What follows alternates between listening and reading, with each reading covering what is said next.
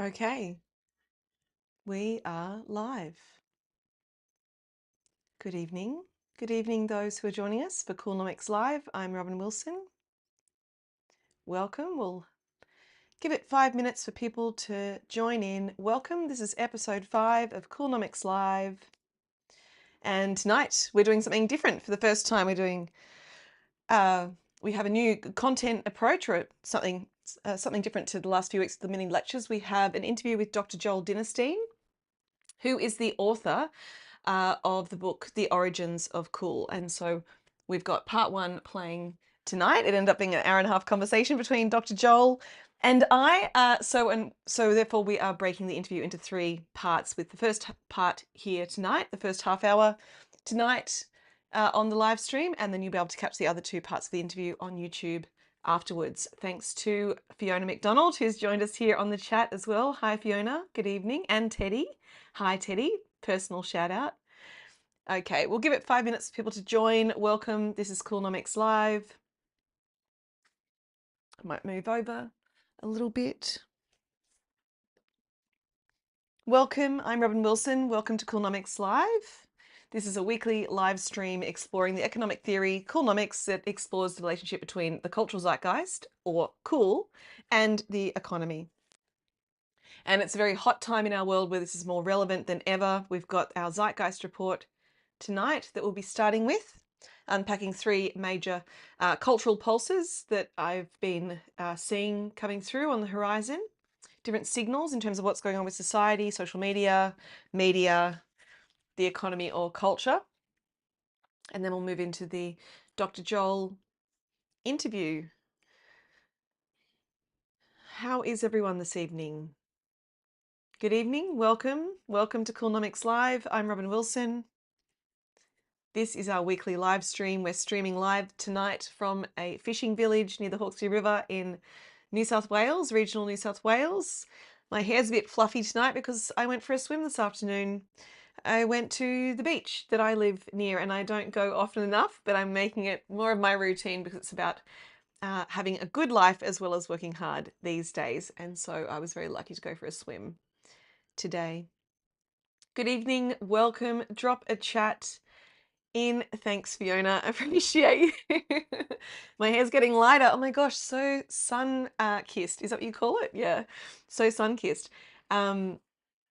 Did you go for a swim, Fiona? I know you were going to go for a swim. Did you go with Teddy? Good evening. Welcome. If you're joining us, drop a comment in the chat. Let us know where you're dialing in from this evening. You have just joined Coolnomics Live, weekly live stream exploring the economic theory, Coolnomics, and its the relationship between the cultural zeitgeist, or cool, and the economy. And tonight we're covering our usual zeitgeist report, as well as a half-hour interview, the first phase of an interview with Dr. Joel Dinerstein, the author of the book The Origins of Cool, because the origins of cool are actually political, racial, social, survivalist, in fact, and Joel will tell you more about that. But cool is, it was coined in the 40s in an official way for the first time, but it's certainly evolved since then. And Joel takes us on a journey to explain how and where and why cool has become what it is today. Welcome to the live stream. Welcome to Coolnomics Live. Drop a comment in the chat. Let us know where you're dialing in from.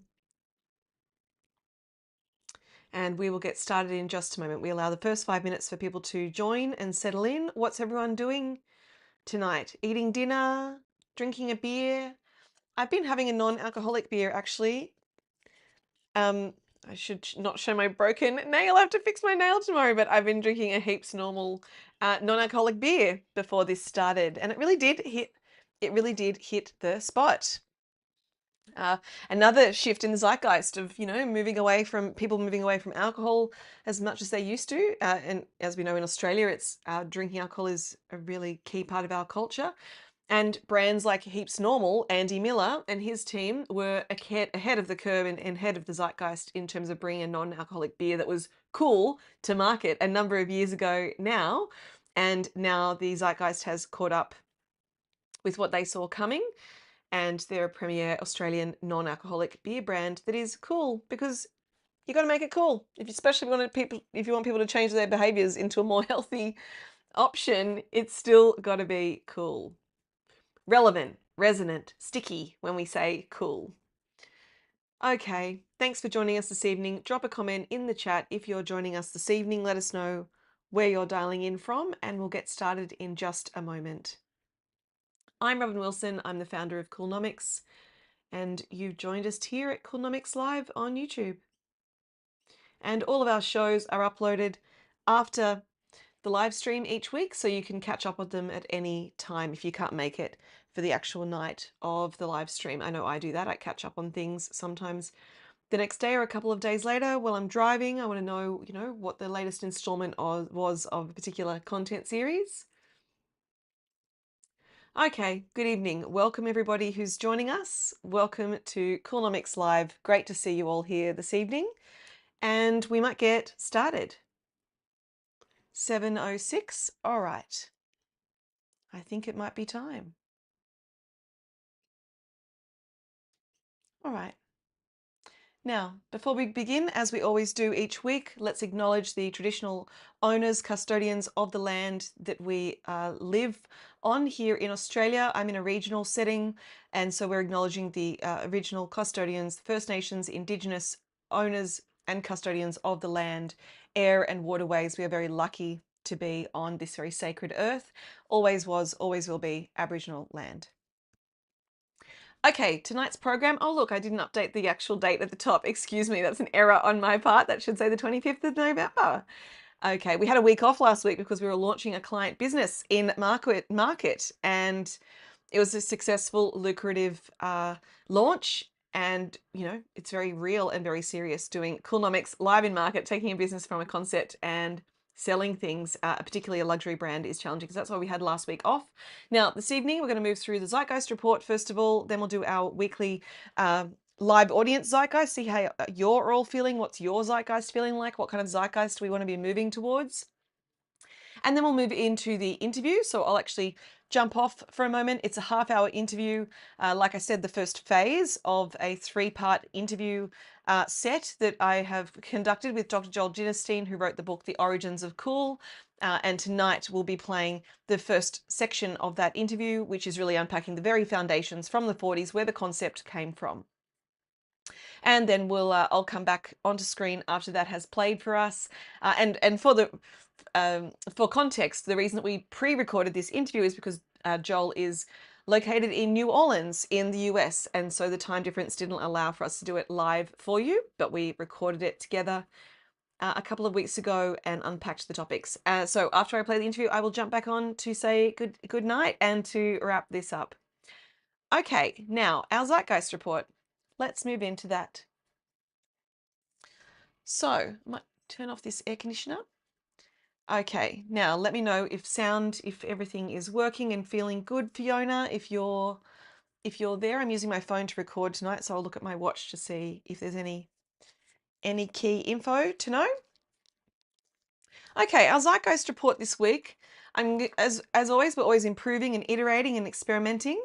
All right, cool. Thanks, Fiona, on the sound.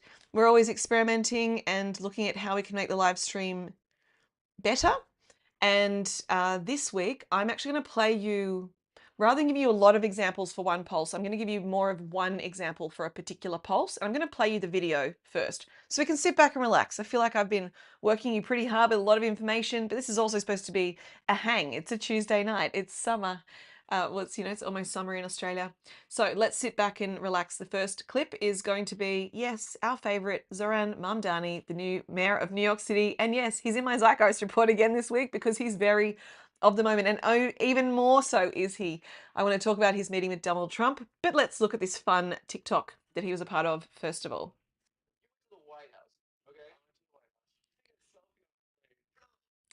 Now, how's that sound?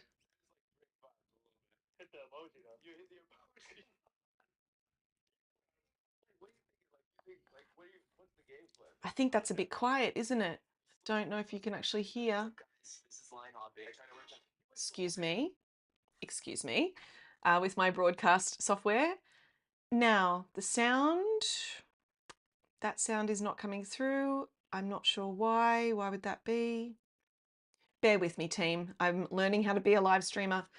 excuse me, across this pilot season of the broadcast. Now, the sound. Why is that not playing? I'm not sure. Not sure. I know. Microphone. I'm going to put my microphone. Sorry if that's making a crackling sound for you. I'm going to put my microphone near the speaker, and hopefully that will play for you. You better hear it better. Okay, let's give it another go. You went to the White House, okay? I went to the White House. You take a selfie on a plane. Yeah. No caption. That is like Drake vibes a little bit. Hit the emoji though. You hit the emoji. You know What where do I you was think on going. the plane? What are you thinking? Like, you think, like, what's the game plan there? Honestly, I knocked out on the plane. You slept. Slept. It's a 30-minute flight. You Like look a little bit like you took you hit the nothing. you can say it. You look a little bit like you hit the edible before the flight. Why would you know say it's that? 30 minutes? I'm Why would starting you to say say, that? how did you keep the face during the press Oh, conference? Because we were all dying, and I'm like, my boy Zoran was like just straight face. He said, just tell him yes. Yeah. How did you keep that face? honestly, I was just thinking about New York City. What was the weirdest thing you showed? I sit down, waiting for the time of the meeting, and in front of me are like all these different coffee table books, and one of them is UFC at the White House. Oh yeah, he's bringing it there, right? I had no idea, but I was Yeah, the just rose flipping through that. Yeah. Are you gonna go? No. Are you? Okay. Hopefully that will just hold steady for a moment. Now I might just hold this in my hand for this context. Now, cool saving democracy, big call. Well, I've mentioned it before, but the original thesis when this was going to be a PhD, Coolnomics, was the thesis question was quantifying the economic value of cultural cool and utilizing it for social and environmental good. Because part of my theory was that if we want to change the world for the better, we have to make it cool. And I also, I watched Black Lives Matters happen as we all did. And a lot of different activist movements and shifts in the zeitgeist like that. We've seen some major shifts in the zeitgeist in our lifetimes. And it really showed me that in order to change the world, you need to get critical mass. If you want people to change their buying behaviors, if you want people to change their voting behaviors, if you want people to change their, what they're attracted to, what they get behind, and what they're involved with, you have to make it attractive, appealing, desirable, relevant, resonant with where the world is at. Seeing Zoran in the White House this week, I'm sure you've all seen it. The tonality, the experience was very unique. We've never seen anything like it before. The powerful Donald Trump succumbing to the charm of Zoran Mamdani, the new mayor of New York City. Zoran is doing an incredible job. I mean, great media training, but not just great media training. And Hassan Piker was saying this earlier today as well. It's because part of Zoran's success and ability to resonate and get people behind him, even making friends with Donald Trump in the right, appropriate political ways, is because his messages stand for things that are relevant to the world right now: cost of living, wealth inequality, genocide being not okay in another country and funded by the US. His message is relevant to where the world is at. So it's not about convincing people to follow him. It's about stating a position and affirming and repeating that position. When you watch him in those clips where he was having that press conference with Donald Trump after their meeting, he holds the line that he's focused on New York City all the time. Zoran is cool. Even, in that clip, for example, we're referencing Drake, we're referencing edibles. But it's not that this would not work. This would not work in 2025 if Zoran was just trying to be cool, just trying to get down with some topics that, he knows are kind of edgy and maybe relevant to people. No, it's because he is actually from New York City. It's because he has engaged in medicinal cannabis. He's spoken about it before. It's authentic and credible and true what he stands for. What he stands for is culturally relevant, emotionally potent, authentic and credible, and he's a democratic socialist. So he's engaging so in terms of commercial viability, that's on a macro level, on an actual, citywide economy level. looking at how does capitalism serve the city of New York and all of its constituents, its different demographics, not just the billionaires, not just the one percenters. And now we've seen the power of cool in the White House. And when I say cool, I mean cool in the way that we understand it: relevance, resonance, credibility, commercial awareness, and regeneration, sustainable behaviors for humanity. So I thought this was an incredible example to witness. I think we all needed this. We needed a shot in the arm, a hope, a turn of the zeitgeist. Who knows what will happen next? Things don't change with one action, but Zoran is doing it right. This is Coolnomics in action. A position that is relevant to the world, state that position, hold that position, affirm that position, repeat that position, and extend upon that one position of making New York City affordable to live, making it a great city to be.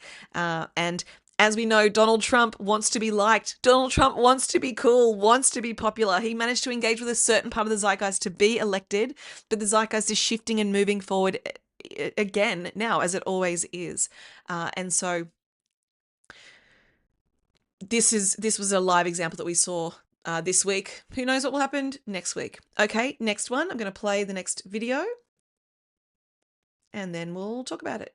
Guys, this is line hopping. I try to work on every New York City line. Sorry, turbo consistent.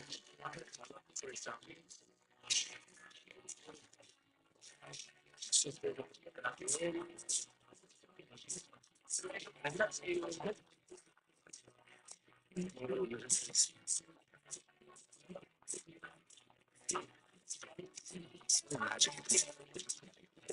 This is where the magic happens.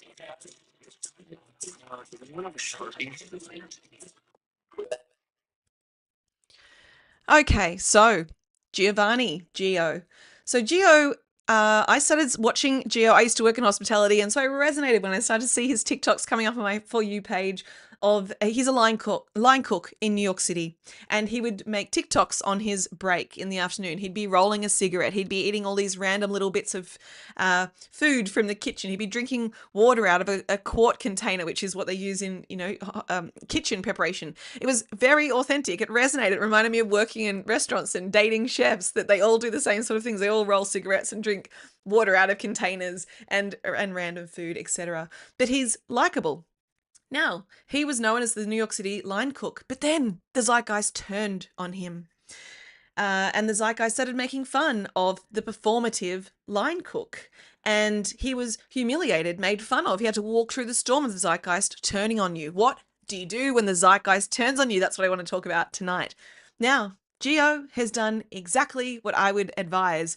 And this is a bit of a publicity kind of angle, I suppose, kind of old school, of leveraging the outrage, leveraging the humiliation, leveraging the attention.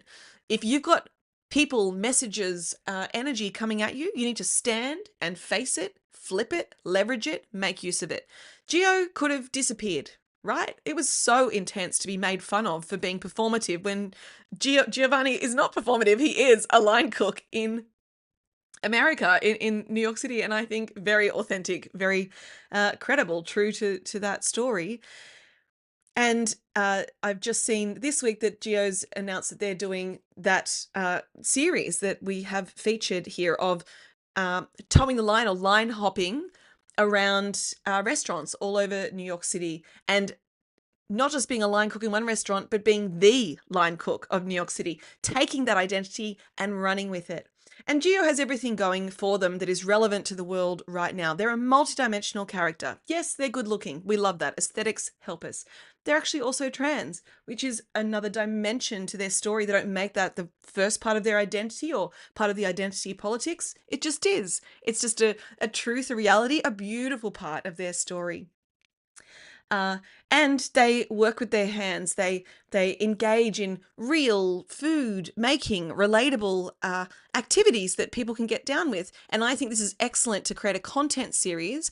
And by the way, this is Geo with a shoot in Cosmopolitan. They were also in a Gucci campaign recently. It's so fascinating. Like I was mentioning with Jay Guapo 2 weeks ago, watching someone break through to the next level of the zeitgeist, with Jay Guapo being picked up by Kim Kardashian in a TikTok, and now Geo's being picked up and pushed up to that next level of the zeitgeist. But it doesn't work unless someone owns their own story, takes the texture, takes the tension, and drives it all the way. Okay, that is performative line cook. Well done to you, Geo. Proud of you. Take it all the way. Don't stop. Keep going. And this is, I want you to think about this with whatever you're working on. Where can we be more bold? Where can we be more courageous? Where can we face our obstacles? And I mean, that's very philosophical, that the obstacle is the way. Think about your brand, think about your business, think about the challenges that you might be encountering with your team at the moment.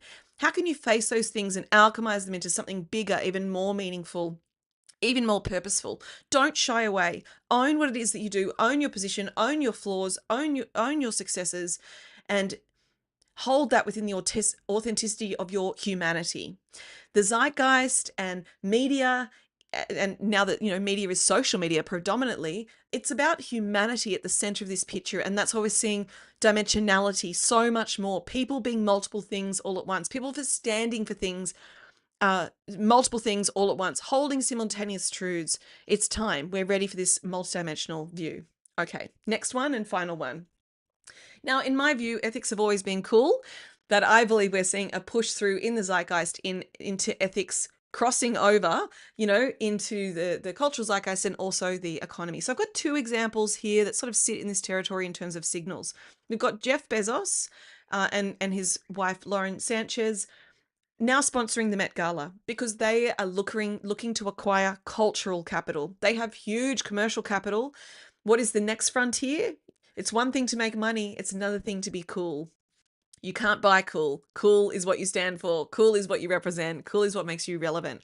And so Jeff and Lauren, sponsoring the Met Gala is a play, an attempt for them to break into the zeitgeist and to be seen as being likable, appealing, relevant people. And I don't think it will work. There's already pushback. This is on Diet Prada, which is a fashion commentary Instagram. I might put my microphone back in. And it's they're making fun. Excuse me, I'm so sorry, my hair. They're making fun of this this action of, it won't work, Jeff. You can't buy cool, you can't buy credibility, you can't make people like you. You're either likable and relevant and resonant and authentic, or you're not. Now, another example, the Australian Liberal Party. I've been thinking a lot about conservative politics versus progressive politics, left and right, the binary, the spectrum. And I believe we're pushing beyond the binary now. I mean, I could talk about that in more depth, but I believe that politics will move into a future where there's far less of a binary in terms of left and right because of the zeitgeist, the broader macro evolutions of the world and human consciousness. We're finding that very relevant questions are being asked, which is happening with the Australian Liberal Party, of what does the conservative movement serve? In its most essential form, conservative movements, before you move into anything to do with race or any of the potential negative elements of conservative movements, let's look at them in its most essential form. It is to conserve what we already have, to conserve the status quo, to retain structure and discipline in a particular way. But it's about conserving what we always have. Now, conservative movements are struggling more and more because the world is accelerating and progressing and evolving. And unfortunately, retaining the status quo when our status quo is largely patriarchal, colonial, and capitalist means that potentially we are conserving or retaining systems that don't serve all people, that aren't fair, that end up being racist, oppressive, discriminatory, xenophobic, etc.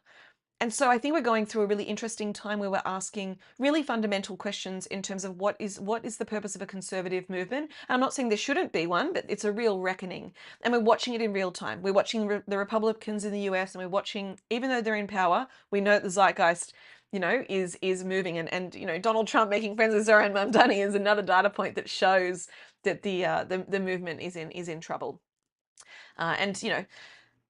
If we want the world to be a better place, we need that critical mass of more and more people standing up saying, we want to welcome our neighbours. We want a world that is inclusive. We want a world that is fair. We want a world that is free and joyous and safe.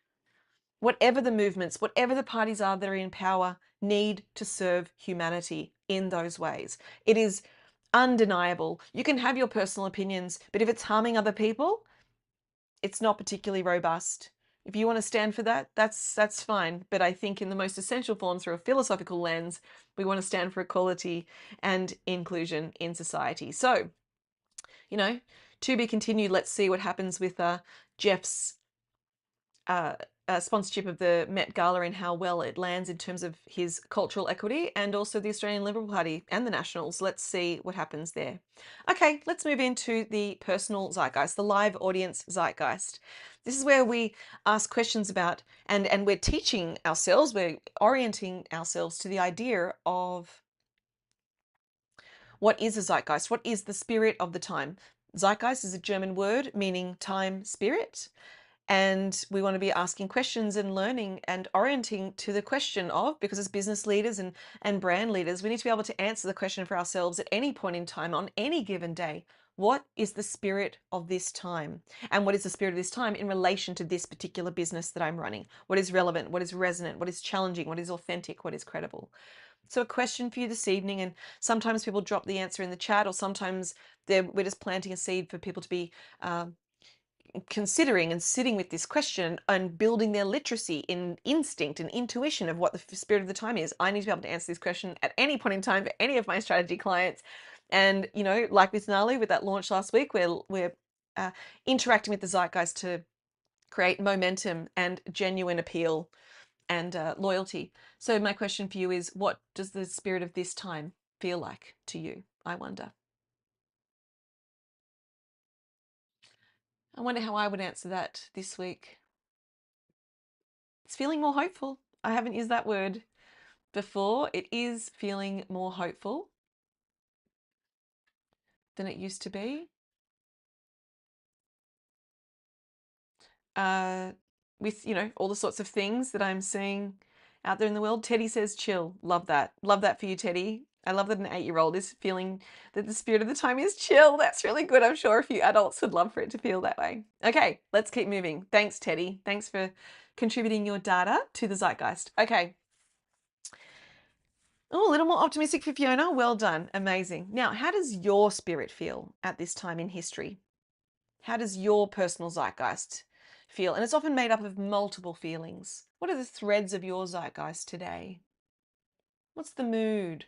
Because the mood is what we leverage in our creativity. The mood is what we're interacting with to create things that are original and new and relevant to the world. How does your spirit feel at this time in history? Mine this week would be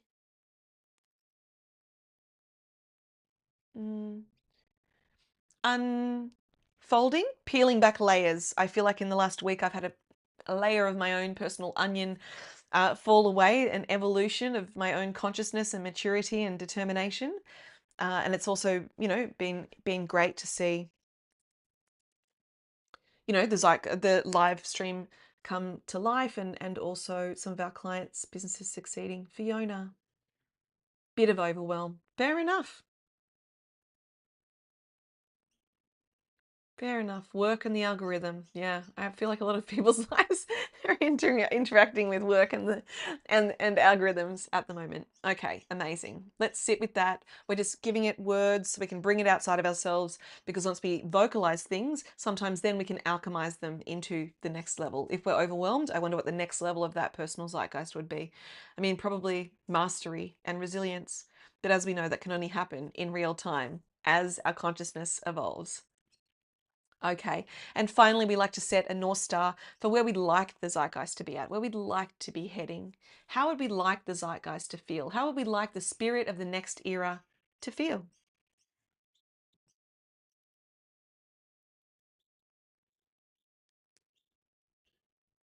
Wonder what I would say. What do you guys think? What do you folks think? How would you like it to feel?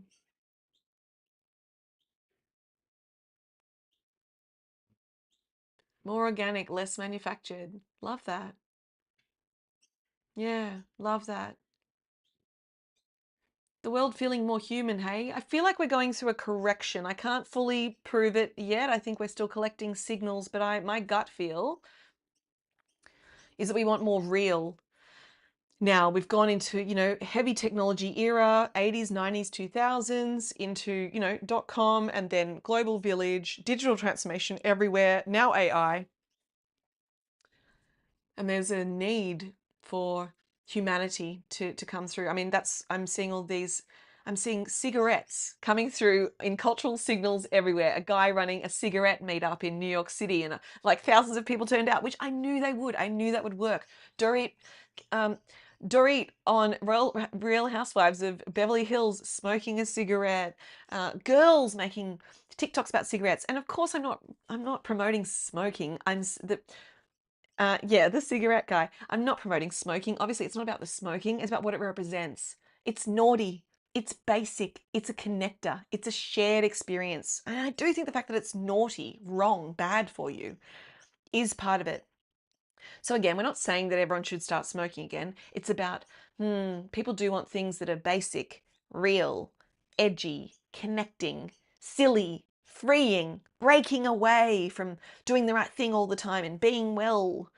We also need to be balanced and have some fun. We can't be too puritanical in our ways of being. But yes, I would like to see our world feel more alive, a bit like you, Fiona, more organic, less manufactured, more alive in our humanity. We want capitalism to sort itself out and support us better as a society, and we want our governments to support us better as a society so people can live and breathe and have happy, good lives. Okay, let's keep it moving. All right, so as we know, Coolnomics has 5 master principles. I'm just going to go over these very quickly so we're grounding ourselves in the Coolnomics ideas, and then we'll jump into the interview.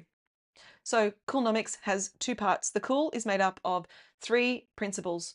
It needs to be culturally relevant, it needs to be emotionally potent or emotionally intelligent, and it needs to be authentic and credible. And within each of those pillars, there is a whole body of work to understand how to do those things better. We'll be releasing some beautiful new business education experiences early next year, coming to teach you how to do this in real time with your actual business, with your actual brand, with your actual policy team.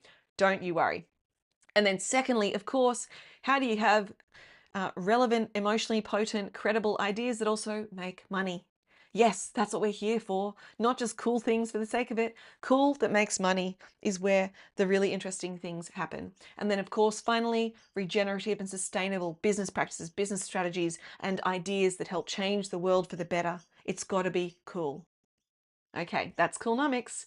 And if we get the first 3 right, that's how we create resonance. Things that speak to the moment, things that people trust, things that people feel good to be associated with. Okay, it's interview time. I'm going to be jumping off in a moment, and we'll be playing the first phase of the interview with Dr. Joel Dinerstein, and I do introduce him properly in a moment, but he is a professor from the University of Tulane in New Orleans, and he wrote the book, The Origins of Cool. He's also curated major exhibitions for the Smithsonian, unpacking cool across the eras. But I'll leave it to Robyn in a previous time with Dr. Joel Dinerstein to share the story now, and then I'll come back on to wrap it up at the end.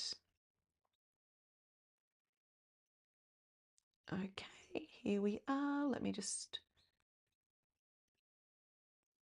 press play on this.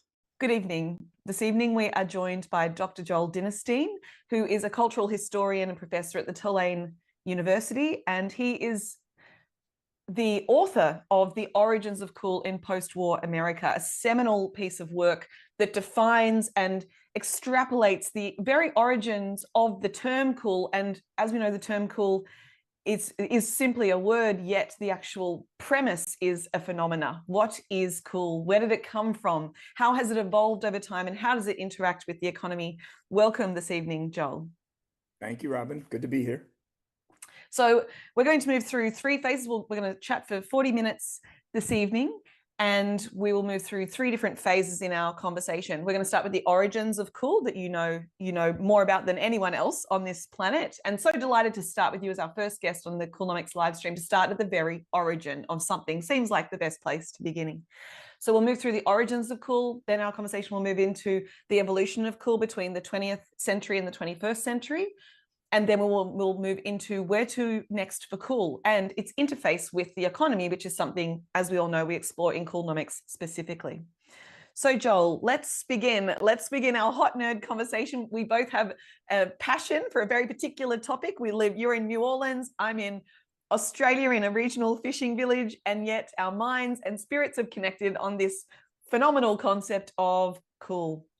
So let's begin at the beginning. Always a good place to start. So you trace the concept of cool back to African American roots, political roots. As most powerful things in the world, they generally do have a political, cultural, social depth and richness to them. And I'd love for you to tell us a little bit about the origins of cool and your work in Lester Young, jazz musicians, existentialism. Tell us where you'd like to begin with the origins of cool. All right, it's a big open sort of thing. All right, so it's you talk about it as a political thing. It's actually kind of an underground political beginning, right? So I start with that the modern usage of the word cool in several different ways starts with black jazz musicians in the early 1940s. They don't invent the term, but they're the ones who disseminate it because jazz was America's popular music for 30 years, 1917 to 1945. And then it's its dominant subculture in cities between the end of World War II and pretty much the beginning of about 1963. I mean, so to some extent, that's how it disseminates. And it's an entire stylistic matrix it is a resistance culture that's created by people who are excluded from culture. So it's organically a resistance culture. It's not done just to be rebellious, right? It's not done to draw attention to themselves. It's done as a way to sort of withdraw from a culture that kind of actively and individually is hurting people, right? So the way we just say just cool when we like something, I call it a term of aesthetic approval, right? When you say cool, that starts with Lester Young in particular, actually. And then Charlie Parker, more or less, uses it more. And then the whole idea that to say I'm cool meant at the time what we now mean by I'm chill, meaning I am safe in this particular place in my own style, right? That's kind of what cool meant originally. And that's changed to chill, right?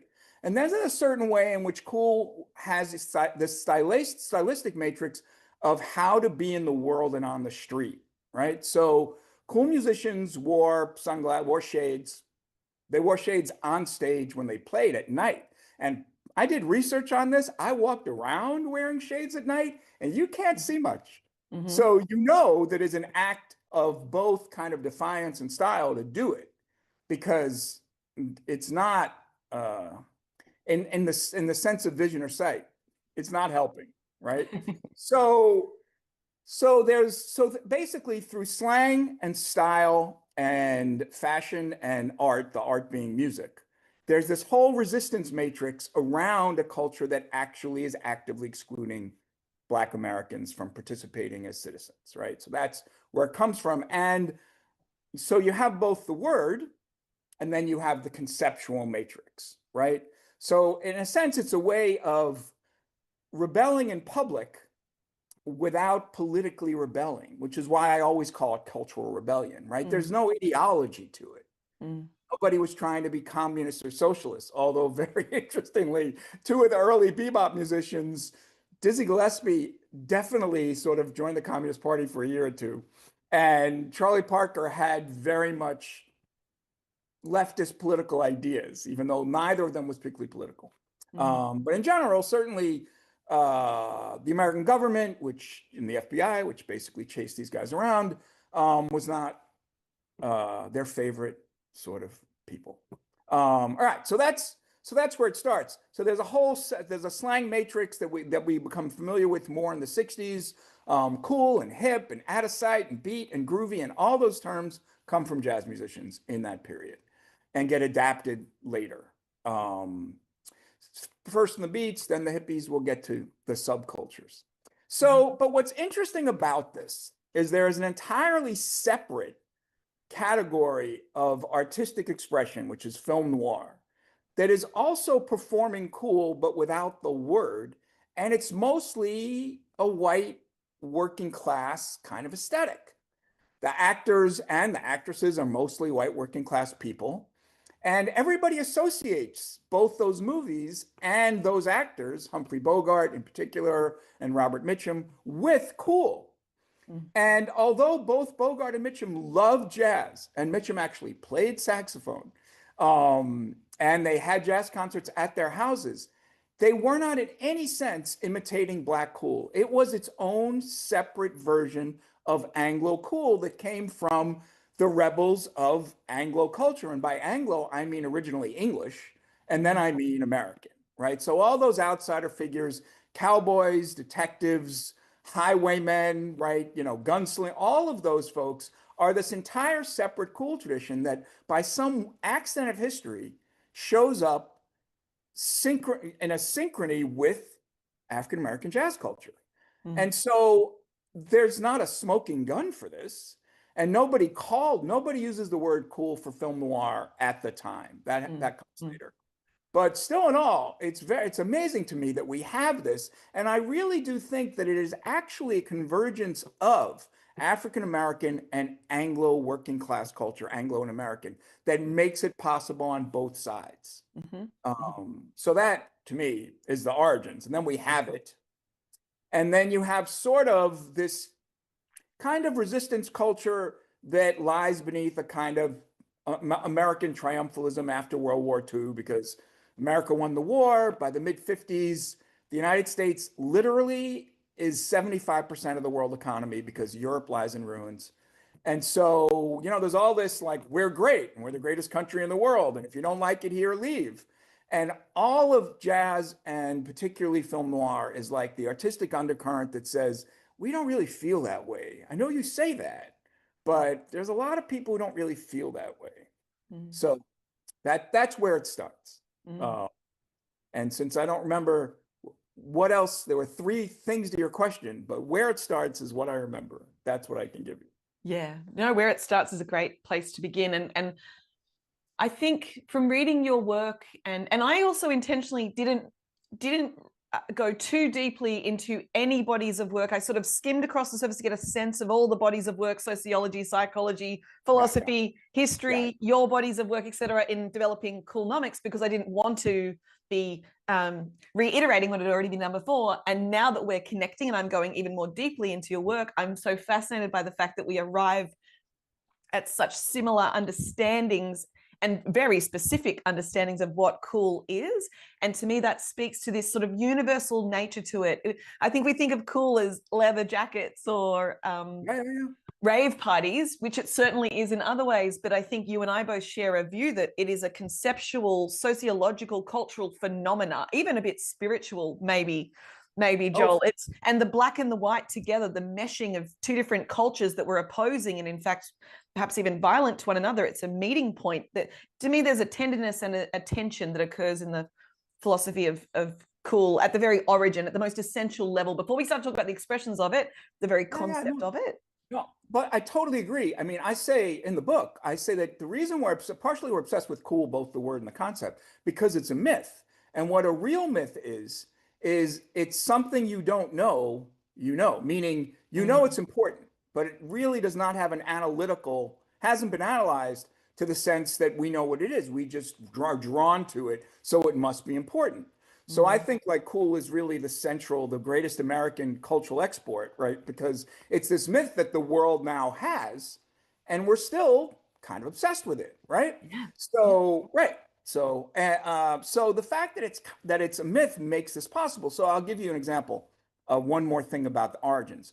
As soon as the word showed up, right, in the 40s and begins to sort of, bleed out from jazz clubs, and it gets. Should we take a moment, Joel, on that? Should we take a moment on that sort of moment in your book about Lester Young and Miles Davis, about the term being used? I think that might be, maybe, if you don't mind, take a moment for the very linchpin, the moment of Lester Young using the term and the context. Getting there, right? So Lester Young, is given credit by everyone for the dissemination of the term, as much as it starts in the mid-30s in Black culture, and we have evidence for that as a word, the etymology. And playing, and to some extent to be cool, because I've done the etymological research, means at the time among African Americans to not be afraid. So you put up a cool front to show that you're not afraid no matter how you're feeling, right? As Ralph Ellison said, basically what we said about cool was you don't leave home without it, which is this play on this American Express campaign, right? You take your cool with you. And so, but here's why it's a myth. So Lester Young brings the term in 4 different ways. He's the one who says cool. He's the one who says I'm cool. That means I'm safe here. He doesn't mean what people now mean when they say I'm cool, which is bragging. And there is also a cool aesthetic, both in terms of a form of jazz that is kind of muted and low key and melodic, but there's also an aesthetic in which you are cool in public, right? You're a person who has a certain amount of charisma, but is really low key, and people are either afraid of you, or you're kind of mysterious, or they don't know what to make of you. And for me, like the ultimate compliment of someone who's cool is a cool person is someone who takes the heat out of a situation, right? If you're really cool, you're capable of that, right? So, but here's why it's a myth. When the word cool shows up out of jazz culture, and then the beat generation writers, Jack Kerouac, et cetera, start writing about it. Jack Kerouac, 1950, writes a letter saying, I'm beginning to have a theory of cool. And so that's like 5 years after it comes out of jazz clubs, right? Yeah. But there's this phrase, playing it cool. So Americans immediately become obsessed with the word, like they really like it. So it spreads quickly. And then this phrase, playing it cool, is the thing everybody, even sociologists, sort of grab onto. Like, so, and it's very much a male thing. You have to play it cool. We still, of course, have the expression, right? And we sometimes use it in terms of romantic relationships, right? And sometimes use it in terms of job situations, right? Don't be eager, don't be a tryhard. All of that is cool. But sociologists write these articles about what playing it cool means. And they talk about it in like playing poker, and they talk about it in kind of all these male-dominated kinds of places, right? But the point I'm making about cool being a myth is that it's immediately seized upon by the entire society. And that does not happen often to a word that is also a concept. Like, the word of the year can be the word of the year, but if the word of the year brings on a concept and we're still using it almost a century later, something else is going on. So that's why we're here, you and I, because we want to know what was going on, and we found out in different ways. And then Miles Davis becomes, in a sense, the celebrity of cool, right? Lester Young invents it, and although everyone in jazz knows him and he's like a giant, outside of that, people don't know him all that much. And except what they should know is that he plays the best saxophone solos on the early Billie Holiday records, because he and Billie Holiday were musical soulmates. But Lester Young basically bequeaths his entire cool matrix to Charlie Parker, who is the genius and a heroin addict, and Miles Davis, who carries it for the next 50 years. Really. And so Miles Davis, the two people who are most often mentioned if you want a historical figure of cool, are Miles Davis and James Dean. They're in the same period. They're doing very different things. And Miles Davis is already more of an adult than James Dean is, as a sort of troubled, young, angsty, stylish man.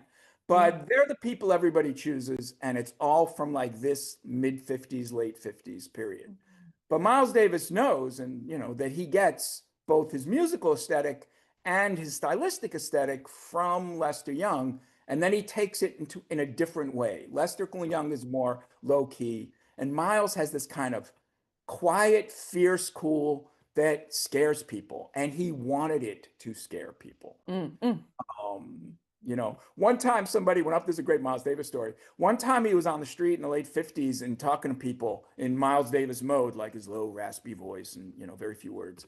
And some guy like from his hometown saw him and said, started going, Miles, it's great to see you, blah, blah, blah. And Miles like just cut him, just did not say anything to him, and sort of made a gesture to say, I'll talk to you later. And he said, never approach me like that in public, never. So it's not that it's an act. It is sort of a persona and a pose for a specific set of reasons. And he doesn't want to break that. there. So when I tell my students that, African Americans, the period, they weren't cool in front of each other when they were hanging out. They had all the emotional range you would have, but in public or in front of white people, that's the conceptual matrix. That's the resistance. Yeah, and would you say that safety, an element of safety, lives at the heart of the origins of cool? That it was survival on an existential level, to hold restraint, to not be vulnerable, to not be seen too much, to not be seen as being emotionally expressive, therefore being vulnerable by the police or by white people. It had a survival. There was a survival element to survival at an the reasoning. Yeah. No, it is exactly survival at an existential level. That is exactly right. Also, that's its crossover to film noir. And in film noir, most protagonists are trying to survive at an existential level in which either they've committed a crime or they're in danger or something like that. There's a great book on film noir, and the title is Under the Threat of Death. And that's his description of the noir aesthetic. So for African Americans, that's not art and that's not funny, right? I mean, that's their lives, particularly Black men. And so to that extent, it is survival and existential. And then this is kind of a Nietzschean sort of way of thinking about it, but then it's about how do you make style out of your existential survival needs? And that's what they do, right? Yes.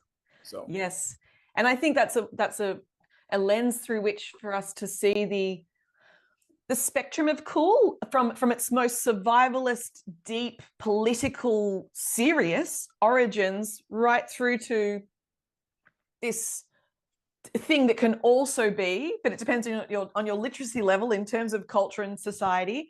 It can also be this thing that's frivolous and desirable and buyable. What a range to have within the one concept. This one phenomena can span the range of a deep political origin right through to something that people think they can just manufacture or buy, but as we know, you can't. It is it's a dedication and a commitment and an awareness. It's excellence, it's originality, it's relevance, it's all of the sort of things we talk about. The one thing that I'm playing with at the moment, Joel, is whether cool must always have restraint or not. I bring restraint into the credibility pillar for myself, but that's one thing I'm specifically in our bodies of work, I'm really looking at the moment. Must cool always have restraint? I think it must have choice. I don't know if it's restraint. Yeah. So this is a slight digression, right? Yeah. So although I've never really called it this, I do when sometimes when I'm teaching it, right? There's really what I call classic cool and what I call generational cool, right? Sure. But classic cool in particular goes back to the origins. It is low-key restraint, stylish stoicism, sort of aesthetic excellence, but always within a certain structure of restraint, right? But this changes almost immediately. So in the late 50s, when we get James Dean and Elvis and Marlon Brando, their aesthetics are performatively emotional and exciting, right? They're about breaking sort of the frame of restraint. That's what, in fact, that generation of Montgomery Clift and Brando and James Dean do, and that's what Elvis does. But that's because that's what those teenagers needed. So that's kind of the first generational cool after cool shows up. So, when Black jazz musicians invent cool, it is pretty much an artistic generational style. Yep. It's like people don't seem to think about them as a young generation of artists, but that's what they are. They're no different from the Impressionists or, the Modernists or anybody else, right? They are bebop musicians, and Lester's the transitional figure, and they are young rebel artists. But the first generation after them are the teenagers, and they're younger, and they're living in a different kind of very scary Cold War reality, and they want to burst out of it. And they get Elvis and James Dean and Montgomery Clift and the Beat Generation writers, who are all about trying to re-enchant the world by showing that it's beautiful and we need to embrace it, and we need to sort of be joyous and all that. And that is the opposite of the restraint thing. But the restraint thing is always in cool. It's the classic cool. And every generation still has classic cool figures. And there's still like George Clooney and Denzel Washington and even like Ryan Gosling. And there's still like Julianne Moore and even Michelle Obama to some extent has some of that. That is always in the game. That classic cool. That's why it's classic. Yeah. But generational needs are very different. Sure. And, you know, there's no way that Humphrey Bogart and Robert Mitchum would be cool actors today as young men. That's like they just would be thought of as cold, hard dudes. Yeah. Like they'd be gangsters, but, you know, and have that. But it's not like they would be, you know, the people of the moment. Yeah. Well, they couldn't even exist. Hey, like that would be, they'd be ghosts because the zeitgeist shifts and the definition of cool moves in line with the spirit of the time. And yeah, interesting how that works. So Should we unpack? cool is the zeitgeist. I'm sorry, go ahead. No, you go. What was that? I was just going to say generational cool means the zeitgeist. What is zeitgeist? Always evolving. What's the spirit now? And now, oh, next minute, now. Yeah, where are we? Shall we talk a little bit more while we're in our origin phase for a moment? Talk a little bit more about some of the other figures of cool from these sort of origin times and who was mattering, what made them culturally magnetic.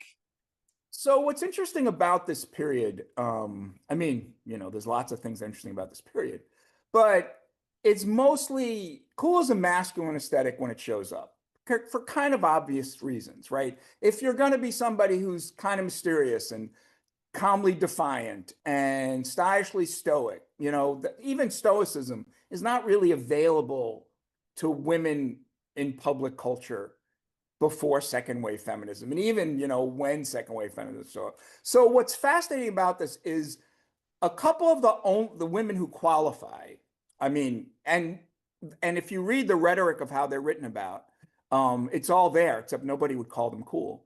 The actress Lauren Bacall, the moment she shows up, right, and then throughout her whole movie career, particularly early, Simone de Beauvoir, who nobody talks about as cool because, and I don't get it, like she's cool in every way, both in the restraint way, in the excellence way, as a philosopher and a writer.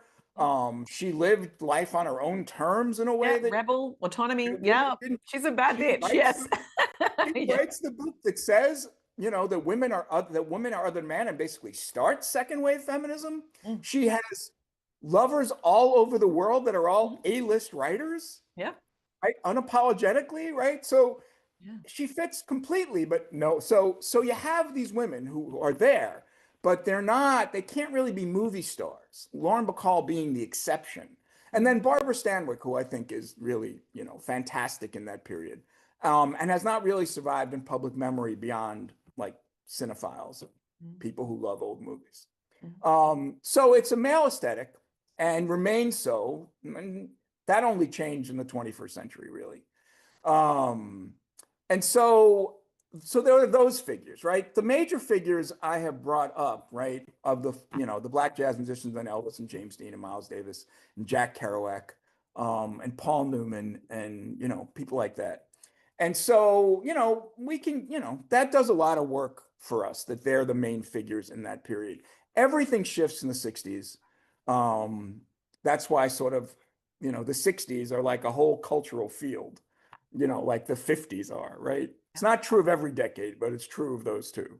And so the 60s changes for a lot of reasons. It changes because we have new subcultures. We have the beats, then the hippies, and both matter. It changes because all of music changes, and jazz completely gives way first to rock and roll in the 50s, and then to British invasion and more rock and roll. And then you get Bob Dylan, and you get an actual lyrical resistance culture that is more both ideological and political. So for me, I by the way, I flirted with calling my book When Cool Was Cool. And because until 1963, the word is not common, no one's really using it. So you truly had to be cool as a person to be thinking about it and be interested, right?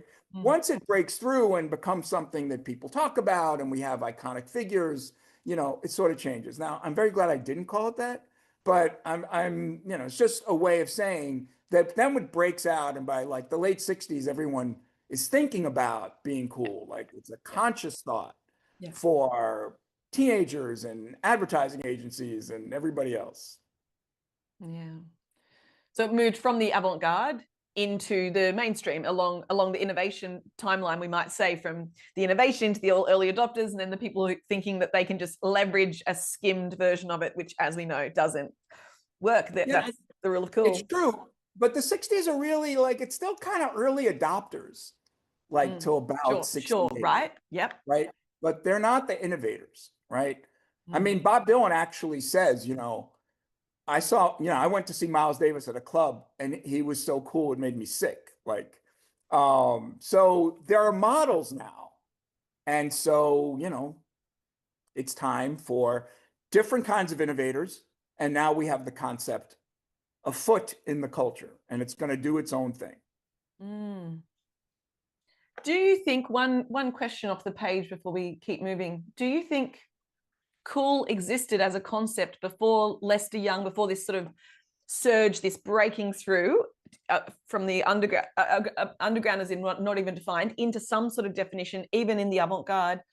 Do you think cool has always existed as a phenomena of a sticky point, a shorthand for resonance, that in the 50s was when it started to become articulated? Or do you think it really was a whole new sociological phenomena that didn't exist before? I have my own opinion on this, but what do you think?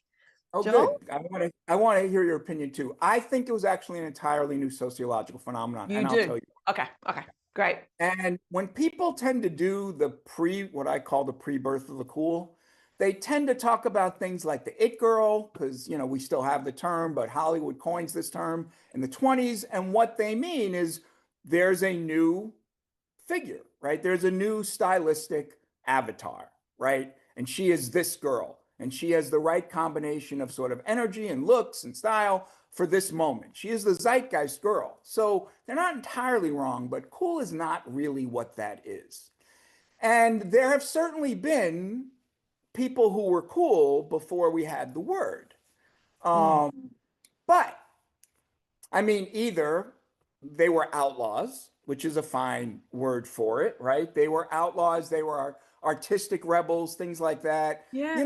It's like cool to some extent. The synonym is rebellion. And, if you were a young artistic rebel of some kind, chances are you were a cool figure, whether that means, I don't know, Lord Byron, right? Or Einstein. Yeah, that sort of, Einstein's tough. Rebellion, autonomy, excellence. Yeah, they're interesting questions to ask. But what we have, why it's a new phenomenon, is first of all, it's coming from a totally excluded outside race from the white West.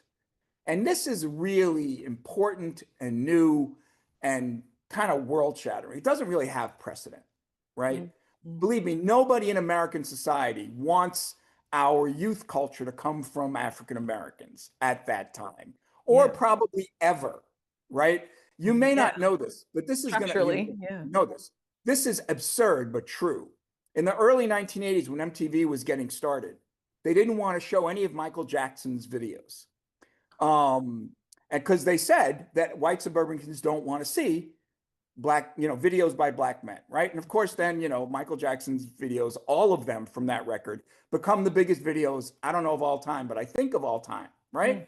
So that's how bad, and not only how badly they misread the situation, and of course, his own personal kind of genius in pop and music and dance and all of that, but like, that's how much the American society would not want the resistance culture to be built by a race they consider as an outsider race, right? So we have that. Then we have modernity and consumer culture, and we have had, and it's not like modernity is new, but the way in which consumer culture works and advertising works and television works, which shows up in 1947, is really quite new. And so we have, the word teenager is coined in 1935. TV starts in 1947. The whole idea of young people having enough disposable income and not working to help their parents is fairly new in the 1920s.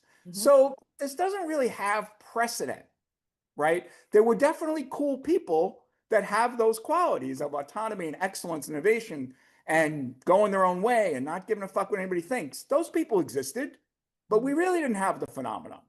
Sure. And so it is totally a mid 20th century phenomenon. And to go back, I really do think it's a convergence of specifically African American and Anglo American, meaning the American culture that comes from England, together in the United States. That's why when I curated the exhibit, we called it American Cool, because I wanted to draw attention that it happens here. It does not mean there's no cool everywhere else. It means that the actual emergence of the conceptual matrix happens because all those people are here and interacting with each other. And, so I don't think it exists before. I don't. Yeah, sure. Yeah, fair enough. Something that I'm seeing is perhaps a hypothesis is it seems to me that cool, in the same way that Simone de Beauvoir or women could never be defined as cool publicly, and same with African American people, not the origins not wanting to be attributed to that particular culture.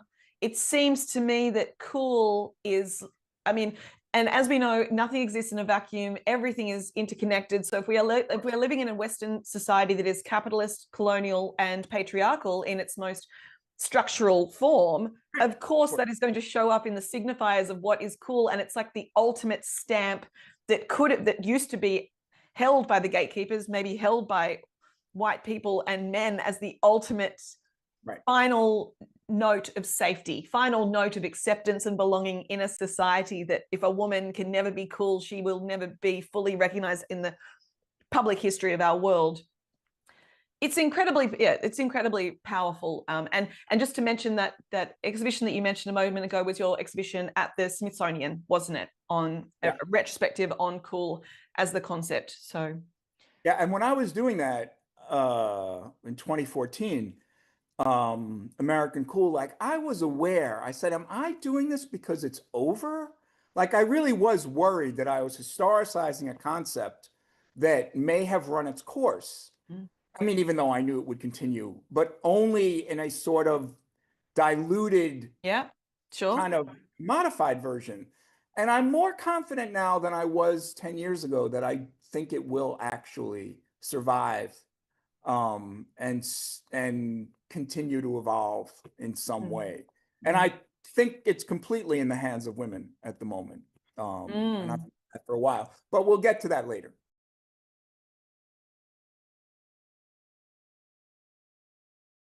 Back. Hi. Okay, I'm off mute. Excuse me. All right, that was the first 30 minutes of our interview with Dr. Joel Dinerstein, and we've gone over time a little bit this evening. Thank you so much for sticking with us. You'll be able to catch the final two phases of the interview with Dr. Joel on YouTube after this. We've got them uploaded, where we move into exploring the future of cool being feminine, not necessarily female women, but a feminine expression. We explore that much more alongside many other things in the next two phases, being the shift between the differences of cool in the 20th century to the 21st century. And then the final part is around the future of cool and its interactivity with the economy, which, as you know, we explore specifically here in Coolnomics. So thank you so much to Dr. Joel for joining us for this very foundational conversation in this area of exploration. I feel very honored to be sort of entering into this lineage of people who've already, trodden very rich ground in terms of areas of space in terms of this sort of social research. And I'm very interested to see where we take it in terms of its interaction with the economy.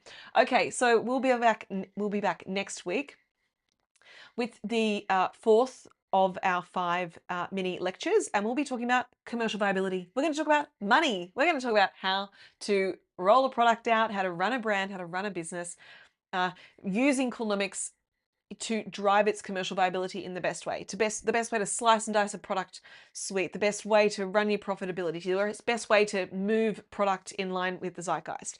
Okay, so join us next week, and then ultimately, as we've mentioned just here, we'll be launching education around Coolnomics early next year, where we'll be teaching people how to write brand strategies, business strategies, and how to build products that are cool and relevant to the world, and how to actually write a commercial strategy to make money from those ideas in the very best way.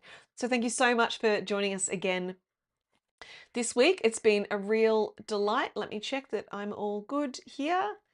Yes, okay, great.